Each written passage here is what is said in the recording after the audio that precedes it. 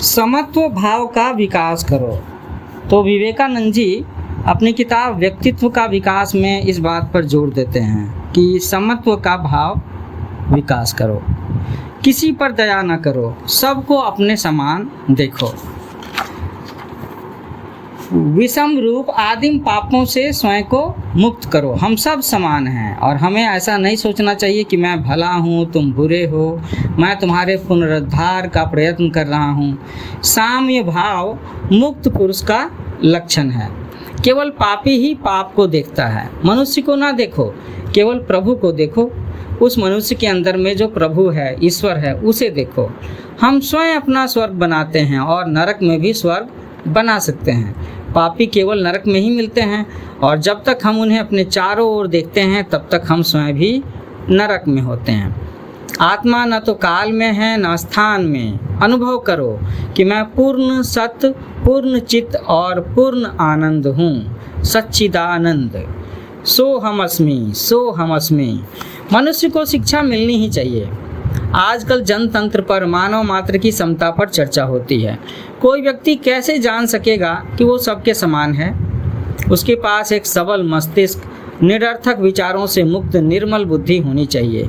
उसे अपनी बुद्धि पर जमी अंधविश्वासों की तहों को भेद करके उस विशुद्ध सत्य पर पहुंचना ही चाहिए जो उसकी अंतरतम में स्थित आत्मा है। तब उसे ज्ञात होगा कि सारी पूर्णता, सभी शक्तियाँ स्वयं उसके भीतर पहले से ही मौजूद है। कोई दूसरा उसे प्रदान नहीं कर सकता।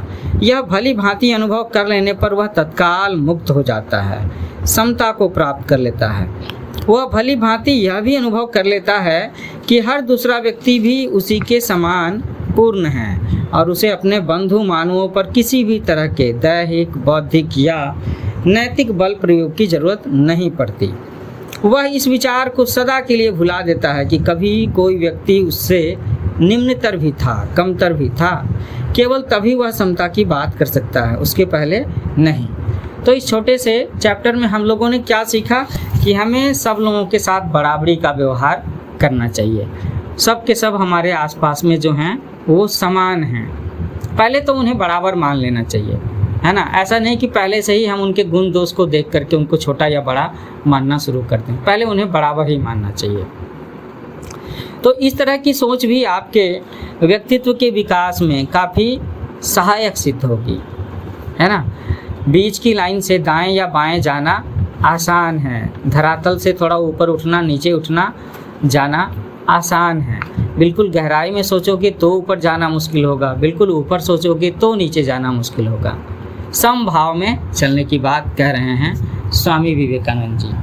तो इसके साथ ही जल्दी मैं एक दूसरा चैप्टर लेकर के आऊँगा व्यक्तित्व विकास से संबंधित, जो हम सब युवा वर्ग के लोगों के लिए काफ़ी उपयोगी साबित होगा।